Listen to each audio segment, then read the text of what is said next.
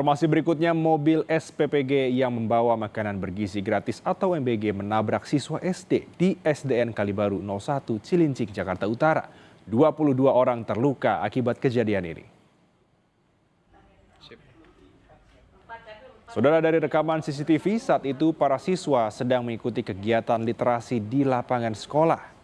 Pagar sekolah juga dalam kondisi tertutup.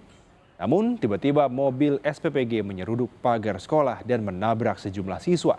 Akibat kejadian ini 22 orang terluka dan langsung dibawa ke rumah sakit Koja dan Cilincing.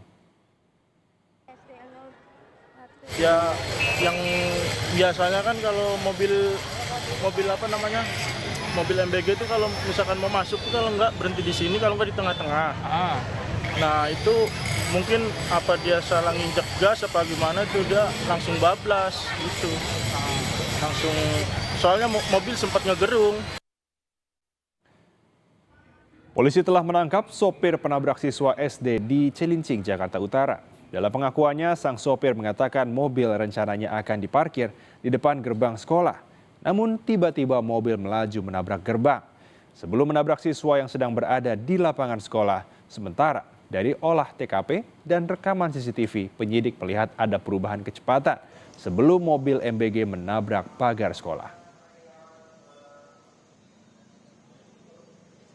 Udah salah. Ya, itu saya biasa kan kalau berhenti kan di bawah turunan tuh. Nah, banyak gitu nggak tahu kenapa, tahu gas sendiri gitu Pak.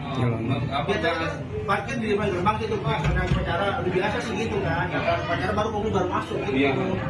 Nah makanya saya mau berhenti gitu Pak, gas Pak. Naik dong ke atas. Nggak rem tangan. Nggak kepikiran panik ya. Sisi sebelah kanan sekolah ya, sempat berhenti sebentar di pintu masuk, namun tiba-tiba terlihat seperti bertambah kecepatan. Nah ini yang kita faktor penyebab kenapa bertambah kecepatan, apakah salah injak pedal atau yang lain, ini masih kita dalami.